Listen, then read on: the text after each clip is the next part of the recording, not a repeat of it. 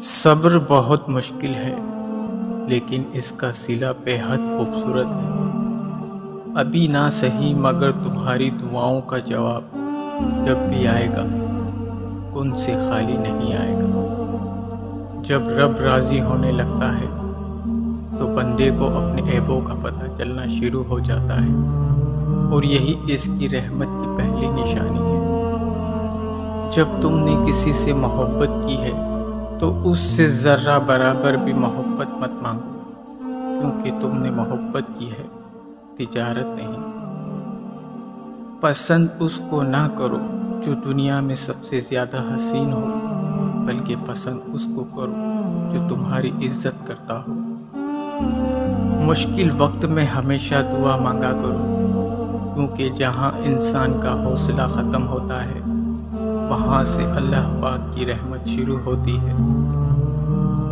ان لوگوں پر اعتماد کرو جو تمہاری 3 باتیں بھانپ سکیں: تمہاری ہنسی میں پوشیدہ درد، تمہارے غصے میں پوشیدہ پیار، تمہاری خاموشی میں پوشیدہ وجہ۔ جس درخت کی لکڑی نرم ہوگی اس کی شاخیں زیادہ ہوں گی، بس نرم طبیعت اور نرم گفتار بن جاؤ تاکہ تمہارے چاہنے والے زیادہ ہوں۔ توبہ کرنے میں تاخیر مت کرو، کیونکہ موت اچانک آئے گی۔ ہمیشہ سمجھوتا کرنا سیکھو، کیونکہ تھوڑا سا جھکنا کسی رشتے کو ہمیشہ کے لیے توڑ دینے سے بہتر ہے۔ جب آپ رب سے محبت کرتے ہیں تو وہ آپ کے دلوں میں صرف انہی لوگوں کو بسا دیتا ہے جو آپ کی محبت کے قابل ہوتے ہیں۔ خاموشی اپنا لو مگر کسی سے شکوہ نہ کرو۔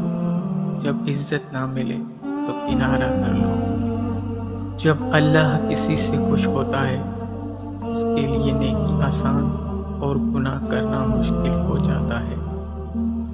100 دوستوں سے وہ ایک دشمن اچھا ہے جو دل میں نفرت تو رکھتا ہے لیکن منافقت نہیں۔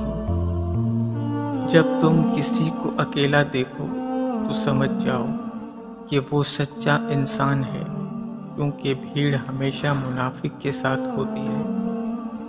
اپنے عیبوں پر نظر رکھ، اپنے بھائی کی عیب چھپا تاکہ تو بے پردہ نہ ہو جائے۔